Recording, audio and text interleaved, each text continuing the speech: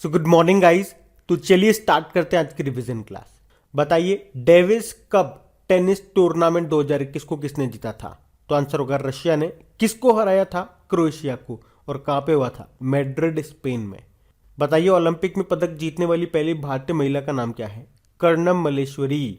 इनका संबंध है वेटलिफ्टिंग से और इन्होंने ब्रोंज मेडल जीता था सन 2000 के सिडनी ओलंपिक में। और अभी दिल्ली स्पोर्ट्स यूनिवर्सिटी की पहली वाइस चांसलर भी ये बनी है। अच्छा, अभी इंडियन वेटलिफ्टिंग फेडरेशन के नए प्रेसिडेंट कौन बने थे? सहदेव यादव। अच्छा, ओलंपिक में पदक जीतने वाले पहले भारतीय कौन है? पुरुष या महिला की बात नहीं कर रहे हैं, पहले भारतीय कौन बने थे? के.डी. जादव बने थे। ये वैसे तो पहलवान है और 1952 के हेलसिंकी ओलंपिक में कुश्ती में इन्होंने ब्रोंज मेडल जीता था। बताइए अपने मौजूदा 5 दिवसीय कार्य सप्ताह को 4.5 दिन में बदलने वाला पहला देश कौन सा बना? यूनाइटेड अरब अमीरात। अरब देशों के लिए नंबर 1 खाद्य आपूर्तिकर्ता फूड सप्लायर कौन सा देश बन गया है? भारत। इसने ब्राजील को पीछे छोड़ दिया। अच्छा बताइए विश्व खाद्य पुरस्कार ये किसे मिला था सन 2021 का? शकुंतला थिल्स्टेड को। एशिया पावर इंडेक्स 2021 में भारत कौन से स्थान पर रहा? चौथे स्थान पे। पहले पे यूएस और दूसरे पे चाइना रहा। और अभी आपको याद होगा 11वीं महारत्न कंपनी कौन सी बनी थी? Power finance corporation. तो इसको अब आप ऐसे याद रख लो, 11 तो महारत्न कंपनियां हैं, 13 नवरत्न है और 74 मिनी रत्न है। और अभी मध्य प्रदेश सरकार ने पावर सेक्टर में साइबर सिक्योरिटी लागू करने वाला देश का पहला राज्य बना। अच्छा, काजू वैली वेटलैंड कहाँ पर है?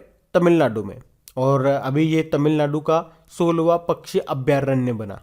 और जर्मनी के चांसलर कौन बन गए? Olaf Scholes. एंजेला मर्केल की जगह ली इन्होंने। प्रित्जकर पुरस्कार पाने वाले एकमात्र भारतीय, इनका नाम क्या है? बालकृष्ण जोशी। और अभी आपको करंट अफेयर्स में याद होगा रॉयल गोल्ड मेडल 2022 से इन्हें सम्मानित किया था। और मैं आपको बता दूं ये जो प्रित्जकर पुरस्कार है ये आर्किटेक्चर यानी कि वास्तुकला के क्षेत्र में दिया जाता है।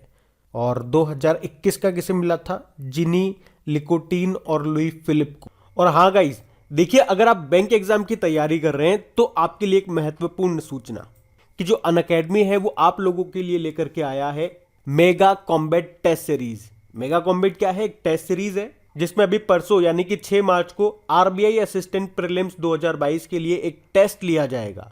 ये बिल्कुल एग्जाम के फॉर्मेट में होगा और उस टेस्ट के बाद वीडियो के फॉर्मेट में उसका सॉल्यूशन भी आपको मिल जाएगा।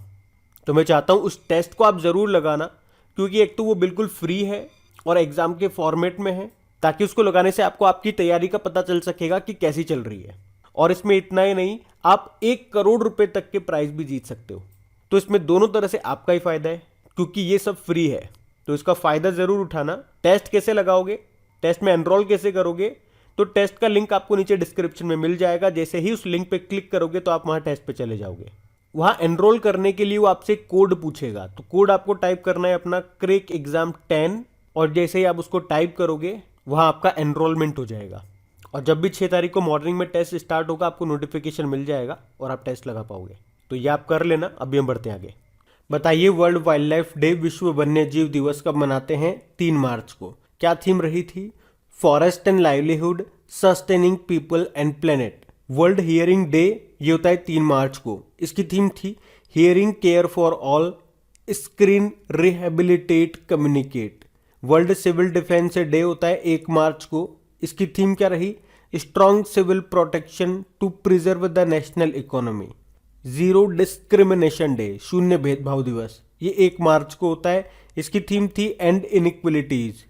अब बताइए नेशनल साइंस डे कब होता है? 28 फरवरी को। इसकी थीम थी future of science and technology and innovation, impact on education skills and work. बताइए अंतर्राष्ट्रीय मातृभाषा दिवस कब होता है? इंटरनेशनल मदर लैंग्वेज डे 21 फरवरी को होता है। और राष्ट्रीय महिला दिवस ये होता है 13 फरवरी को। बताइए वर्ल्ड रेडियो डे कब होता है? ये भी होता है 13 फरवरी को। इसकी थीम थी न्यू वर्ल्ड न्यू रेडियो। राष्ट्रीय उत्पादकता दिवस प्रोडक्टिविटी डे ये 12 फरवरी को होता है। और विश्व दलहन दिवस कब होता है? ये 10 फरवरी को होता है। इसकी थीम थी nutritions seeds for a sustaining future. और आपको पता है यूनाइटेड नेशन जनरल असेंबली ने वर्ष 2023 को मोटे अनाज का अंतर्राष्ट्रीय वर्ष घोषित किया है। Year of millets. अब पुराने महीने के करंट अफेयर्स का रिवीजन करेंगे हम। अच्छा बताइए, the turn over wizard saviour of thousands, ये आत्मकथा है किसकी? अरूप राय चौधरी की। ये एनटीपीसी के पूर्व अध्यक्ष हैं। अच्छा बताइए, एनटीपीसी के वर्तमान अध्यक्ष कौन है? और अभी एनसीईआरटी के भी नए अध्यक्ष बने हैं, उनका भी नाम बताइए। अगला है, किसे global environment and climate action award से सम्मानित किया गया? तो आंसर होगा विरल देसाई को। किस राज्य सरकार ने नदी उत्सव शुरू किया? तो आंसर होगा गुजरात ने। किसने विजय हजारे ट्रॉफी 2021-22 को जीत लिया? तो आंसर होगा हिमाचल प्रदेश ने तमिलनाडु को हरा करके। और अगर पूछे कि विजय हजारे ट्रॉफी 2020-21 जो कि पिछले साल स्टार्टिंग में हुआ था, उसको मुंबई ने जीता था यूपी को हरा के। अगला है, Kashmir the quest for piece in troubled land, ये बुक किसने लिखी है? निर्मल चंद्र विज ने। अगला है, किसने सुशीला देवी पुरस्कार 2021 जीता? अनुकृति उपाध्याय ने। इनकी बुक किंत्सुगी के लिए। और उपाध्याय से एक नाम याद आएगा आपको, अलका उपाध्याय।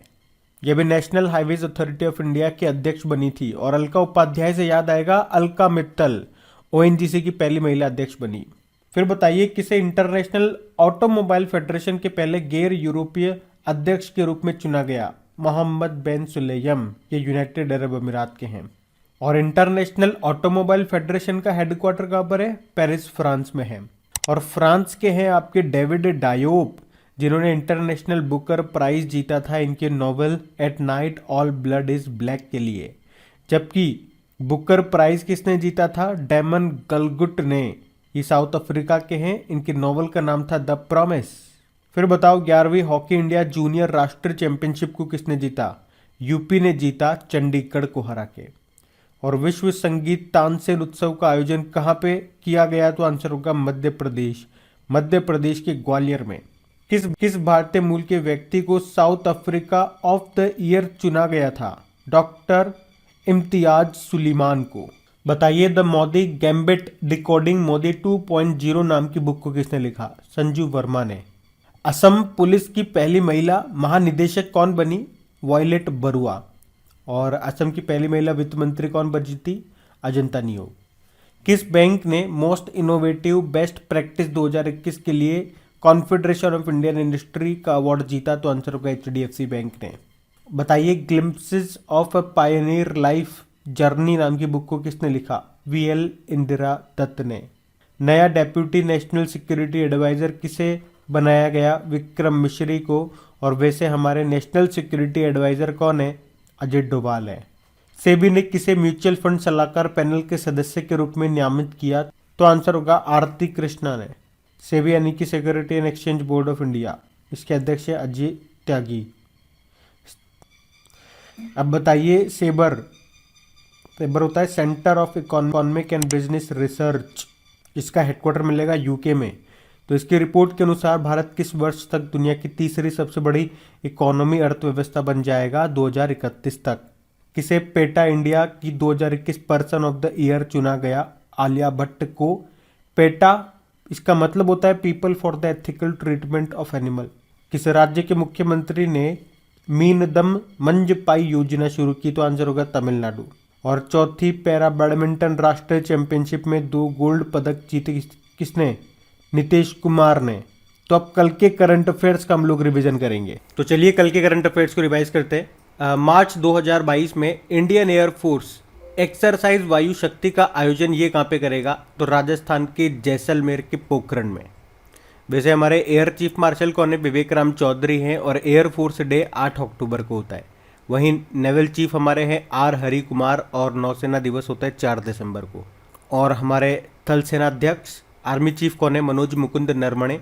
और आर्मी डे 15 जनवरी को होता है। विश्व वन्य जीव दिवस, वर्ल्ड वाइल्ड लाइफ डे कब मनाया जाता है? 3 मार्च को। इस बार थीम क्या थी? रिकवरिंग की स्पीसीज फॉर इकोसिस्टम। अच्छा, सेंटर फॉर एनवायरनमेंट रिपोर्ट 2022 में भारत कौन से स्थान पर रहा? यानी कि बात कर रहे हैं सस्टेनेबल डेवलपमेंट गोल्स को अचीव करने के मामले में कौन देश कितना काम कर रहा है, तो उसके लिए ये रिपोर्ट है। तो इसमें भारत 120वें स्थान पर रहा है। टॉप पे इसमें फिनलैंड रहा। अब बताइए, BSES यमुना पावर लिमिटेड ने भारत का पहला smart managed electric vehicle charging station कहाँ पे खोला है? तो आंसर होगा नई दिल्ली में। नाइट फ्रैंक की द वेल्थ रिपोर्ट 2022 के अनुसार 2021 में विश्व स्तर पर अरबपतियों की आबादी के मामले में भारत कौन से स्थान पर है? तीसरे स्थान पर है। पहले पे यूएस है, दूसरे पे चाइना है और तीसरे पे भारत है। LIC म्यूचुअल फंड के MD CEO कौन बन गए? TS रामकृष्णन बन गए। और 60 मिलियन से ज़्यादा डीमेट खातों को पंजीकृत रजिस्टर्ड करने वाला पहला डिपॉजिटरी बन गया है CDSL, central depository services. World bank ने किसे मल्टीलेटरल इन्वेस्टमेंट गारंटी एजेंसी का उपाध्यक्ष नियुक्त किया? तो आंसर होगा जुनैद कमाल अहमद को। और इस पद पर आने वाले ये दूसरे बांग्लादेशी हैं। वर्ल्ड हियरिंग डे 3 मार्च को मनाया। थीम क्या रही? To hear for life, listen with care.